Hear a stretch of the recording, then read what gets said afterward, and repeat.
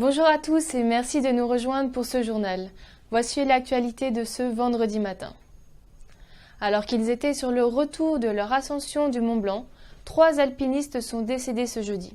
Originaires de métropole, ces hommes vivaient depuis 10 ans à La Réunion. L'accident serait dû à un dévissage d'un d'entre eux qui aurait entraîné dans sa chute les 2 autres. Les 3 hommes sont tombés à plus de 3600 mètres d'altitude.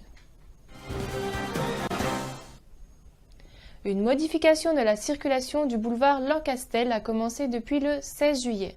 Limitation de vitesse, suppression de feux, réduction de voies.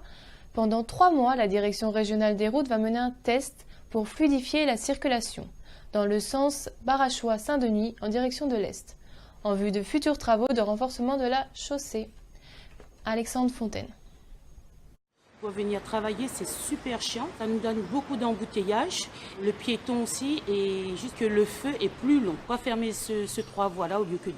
C'est la question que je me pose aujourd'hui. En fait, ce n'est pas vraiment une suppression de voie, c'est juste que c'était une voie de stockage supplémentaire au niveau du feu qui permettait aux usagers venant du centre-ville, de la rue de Tassigny, de pouvoir s'insérer sur la suite de l'avenue Rambaud. Le fait de supprimer le feu, ça oblige d'avoir 3 voies avant les feux et 3 voies après les feux. C'est pour ça qu'au niveau de l'insertion, au niveau du pont Pasteur, il y avait cette grande bretelle d'entrecroisement a été divisée en 2.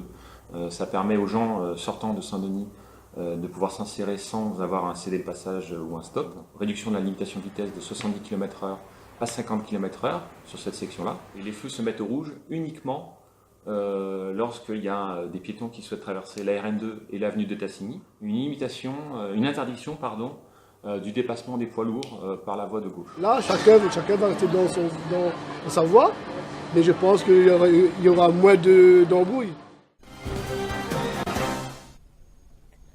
1 an après la première demande, les travaux de chargement de galets sur le littoral de Bel-Air ont enfin débuté.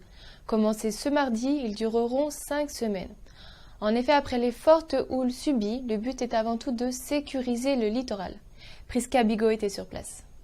Ils attendent plus que ça, ils attendent pas seulement le petit chargement de galets qu'ils donnent azote là, mais pour l'instant, pour mettre azote en sécurité, pour voir que nous bouge, faire en sorte que nous donne azote un petit peu de sécurité. Parce que ce que nous voulons vraiment, c'est développer les temps. Faire un bon zone économique ici pour nous les temps. Pour pouvoir nous aussi avoir un bon endiguement, un quai de débarquement, nous pouvons faire grandir encore un peu plus parce que chez la mer, la gagne manger. Nous aussi, en forçant mettre galets, nous reprend un petit peu aussi sur la mer. C'est la fin de cette édition, merci de nous avoir suivis. Je vous retrouve tout à l'heure pour un nouveau point sur l'information. Bon après-midi à tous.